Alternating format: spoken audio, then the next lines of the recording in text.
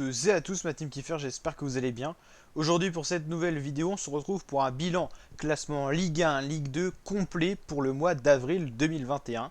Donc c'est parti pour ce classement. Il reste plus que 7 matchs à jouer. Donc quand vous regarderez cette vidéo, il y en aura peut-être encore moins à jouer. Mais en tout cas, on se retrouve pour un bilan complet pour voir ce qui s'est passé vraiment pendant les 3 quarts de cette saison de Ligue 1. On fera bien sûr un autre bilan plus tard, une fois qu'il y aura d'autres matchs de jouer. Donc Lille est en tête de ce classement de la Ligue 1. C'est une surprise de ne pas revoir le Paris Saint-Germain qui dominait déjà depuis plusieurs années. C'est bien Lille avec 19 matchs joués, 31 matchs joués, 19 matchs gagnés, 9 nuls et seulement 3 matchs perdus. C'est l'équipe qui s'est le moins inclinée en Ligue 1 cette saison. 51 buts marqués, c'est une des meilleures attaques du championnat. 19 buts concédés, c'est la meilleure défense du championnat. C'est pas le PSG cette année.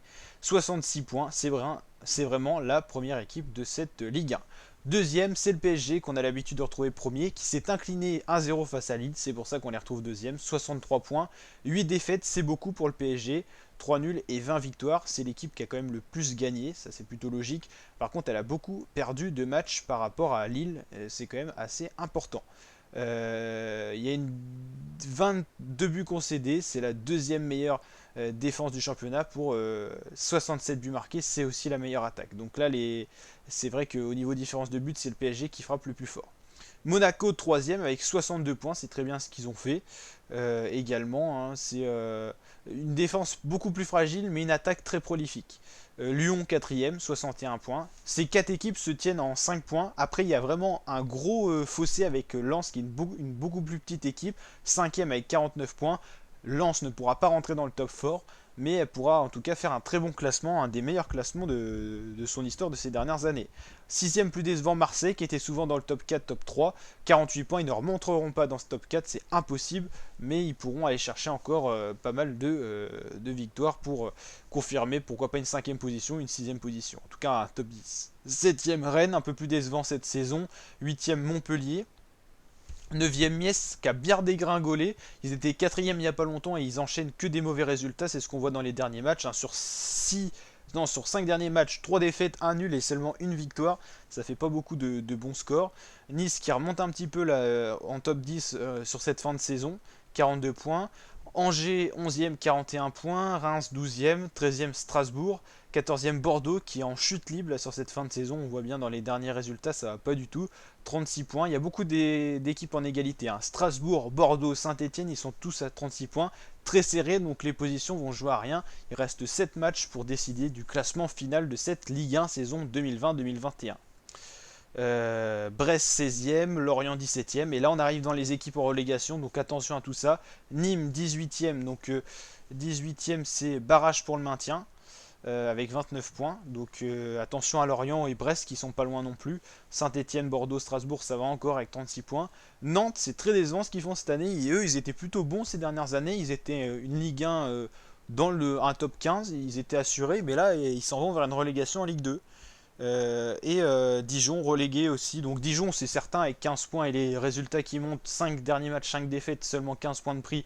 C'est sûr que pour Dijon, avec 2 victoires seulement, ils seront relégués. Nantes, Nîmes, ils peuvent encore se sauver, mais ils sont très très mal partis en tout cas. Mais ils peuvent encore se sauver, on voit l'espoir parce que les points sont pas si élevés que ça ici. On va maintenant aborder la Ligue 2 pour savoir qui va monter en Ligue 1 la saison prochaine. 3 est très bien dirigé pour aller se diriger en Ligue 1. 61 points, 18 gagnés, 7 nuls et 6 perdus, 46 buts marqués, 30 buts concédés. Une des meilleures attaques du championnat.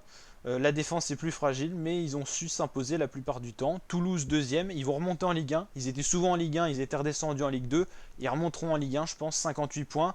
17 gagnés, 7 nuls, 7 perdus. 59 buts marqués, c'est la meilleure attaque du championnat. 33 buts concédés. Clermont troisième, 56 points.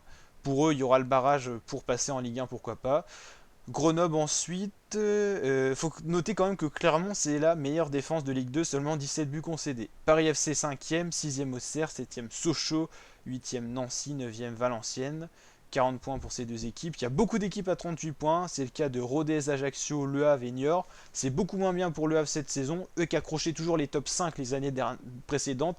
Cette année, Le Havre était un peu en dégringolade. On le voit sur les derniers résultats. Beaucoup de rouges, beaucoup de défaites. Niort 13e, 14e Amiens, 15e Caen, ça va plus non plus du tout pour le SM Caen. On regarde les derniers résultats, 2 nuls, 3 défaites, c'est-à-dire qu'il n'y a eu aucun succès. C'est assez rare d'avoir un enchaînement aussi mauvais.